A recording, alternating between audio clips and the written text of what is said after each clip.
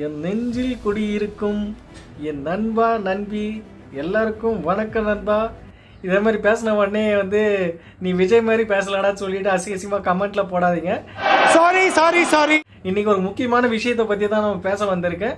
So அந்த விஷயம் என்னன்னா நம்ம தளபதி விஜய் அவர்களுக்கு வைஸ் செக்யூரிட்டி மத்திய கவர்மெண்ட் கொடுத்துருக்கு. ஸோ அதை பற்றி தான் பேச வந்திருக்கேன். இதை பற்றி நீ என்னடா பேச வந்திருக்க அப்படின்னு சொல்லிட்டு நீங்கள் கேட்காதீங்க. இதை பற்றி சில அறிவி ஜீவிகள்லாம் விஜய் அண்ணாக்கு எதுக்கு வாய்ஸ் செக்யூரிட்டி அப்படின்னு சொல்லியிருக்காங்க. ஸோ அதை பற்றி தான் நான் பேச வந்திருக்கேன். அந்த அறிவி ஜீவிகள் யார் யார் அப்படின்னு சொல்லிட்டு நம்ம இந்த வீடியோவில் பார்க்கலாம். வாங்க வீடியோக்குள்ளே போகலாம். ஃபஸ்ட்டு நம்ம யாரை பற்றி பார்க்க போகிறோன்னா நாம் தம்பிகள் கட்சியிலிருந்து சாட்டை துரைமுருகன். இவருக்கு சாட்டை துரைமுருகன் பேர் வச்சிருக்கக்கூடாது, வைத்தெரிச்சல் துரைமுருகன் தான் பேர் வச்சிருக்கணும். ஏன்னா இவங்க அண்ணன் 15 வருஷமா கட்சி நடத்துறாரு. இவங்க அண்ணனுக்கு ஒரு போலீஸ் காவல் கூட கொடுக்கல.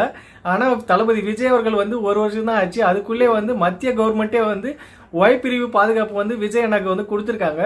ஸோ இதனால அவன் வைத்தறிச்சல் பிடிச்சி சாட்டை துரைமுருகன் அவர்கள் ட்விட்டர்ல கதறி இருக்காரு. அந்த கதறல என்னன்னு நம்ம பார்க்கலாம் வாங்க.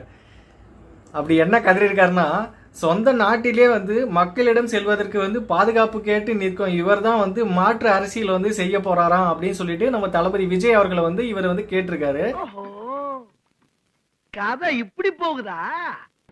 பகட்டு அரசியல்லாம் இனி தமிழர் நிலத்துல எடுபடாது என்பதை காட்டும் காலம் வெகு தூரத்துல இல்லை அப்படின்னு சொல்லிட்டு நம்ம சாட்டை துரைமுருகன் அடி மனசுல இருந்து ரொம்ப வைத்தறிச்சல்ல எழுதியிருக்காரு போல.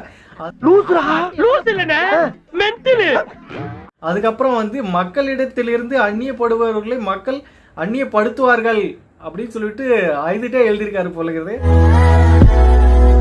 அதுக்கப்புறம் கழுதைக்கும் குதிரைக்கும் எதுக்கு ZY பிரிவு பாதுகாப்பு அப்படின்னு சொல்லிட்டு நம்ம சாட்டை துரைமுருகன் ரொம்ப கவலையோட எழுதியிருக்காரு. இந்த கவலை உங்களுக்கு எதுக்கு என்ன? உங்க வேலை என்னவோ அதை பாருங்க. எவனுக்கு Y பிரிவு கொடுத்தா என்ன, Z பிரிவு கொடுத்தா என்ன, கழுதைக்கு பாதுகாப்பு கொடுத்தா என்ன, குதிரைக்கு பாதுகாப்பு கொடுத்தா உங்களுக்கு என்ன? உங்க அண்ணனுக்கு 17ஆம் தேதி விஜய் அக்கா நாளை குறிச்சிட்டாங்க. 17ஆம் தேதி நீதிமன்றத்தில் விஜய் அக்கா போட்ட வழக்கு விசாரணைக்கு வருது. ஸோ அந்த வேலை என்னவோ நீங்க பாருங்க. உங்க அண்ணனை கூட்டிட்டு நீதிமன்றத்துக்கு போங்க, அப்ப தெரியும். சரிங்களா? அதுக்கு முன்னாடி மற்ற கட்சிக்காரங்களை விமர்சிக்கிறது, பெண்ணுக்கு பாதுகாப்பு கொடுக்குறீங்களா, சாதி பார்த்து பதவி கொடுக்குறீங்களான்னு நீ கருத்து சொல்றதுக்கு வராத. உங்க அண்ணனுக்கு வழக்கு 17ஆம் தேதி வந்திருக்கு. ஸோ அதுக்கு என்ன தீர்ப்பு வருது அப்படின்னு சொல்லிட்டு நீ அங்க போயிட்டு நீதிமன்றத்துக்கு வெளியே நின்றுட்டு பார்த்துட்டு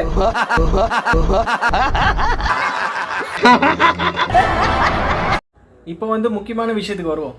இப்போ என்னன்னா, விஜய் அண்ணாக்கு ஒய் பிரிவு பாதுகாப்பு கொடுத்து இருக்கிறது ரொம்ப பெருமைப்பட வேண்டிய விஷயம் இல்லை. இவருக்கு உயிருக்கு அச்சுறுத்தல் ஏற்பட்டிருக்கு. ஸோ அதனால தான் நாங்கள் ஒய் பிரிவு பாதுகாப்பு கொடுத்துருக்கோம் அப்படின்னு சொல்லிட்டு மத்திய அரசு ஒரு விளக்கம் கொடுத்துருக்கு.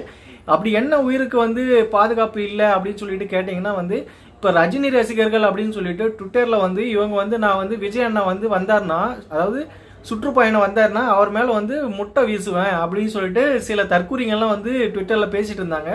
ஸோ இதெல்லாம் பேஸ் பண்ணி அதுக்கப்புறம் உளவுத்துறை ரிப்போர்ட் மூலமாக இவருக்கு உயிருக்கு அச்சுறுத்தல் இருக்குது அப்படின்னு சொல்லிட்டு மத்திய அரசு மூலமாக இவருக்கு ஒய் செக்யூரிட்டி பாதுகாப்பு கொடுத்துருக்காங்க. ஸோ இப்போ இது எல்லாமே சில ஜேர்னலிஸ்ட்லாம் என்ன சொல்கிறாங்கன்னு பார்த்தீங்கன்னா இவங்க பாதுகாப்பு கொடுக்கல, விஜய் எப்படி எப்படி கட்சி மூவ் பண்ணுறாரு அப்படின்னு சொல்லிட்டு உளவு பார்க்கறதுக்காக தான் இந்த பாதுகாப்பே கொடுக்குறாங்க அப்படின்னு சொல்லிட்டு சில ஜேர்னலிஸ்ட்லாம் யூடியூப்ல உட்காந்து பேசிட்டு இருக்காங்க. அதையும் நம்மளால பார்க்க முடியுது. எனக்கும் அது மாதிரி தான் தோணுது. ஏன்னா இவருக்கு தமிழ்நாட்டில் உயிருக்கு பாதுகாப்பு இல்லை அப்படின்னு சொல்ற நிலை இருக்காது. ஏன்னா தமிழ்நாட்டு காவல்துறையே போதும் இவருக்கு பாதுகாப்பு கொடுக்கறதுக்கு. இதுக்கு மத்திய அரசு பாதுகாப்பு கொடுக்கணுமா அப்படின்னு எனக்கு தோணுது. அதனால நான் என்ன சொல்றேன்னா விஜய் அண்ணா கவனமா இருக்கணும் எல்லார்ட்டையும்.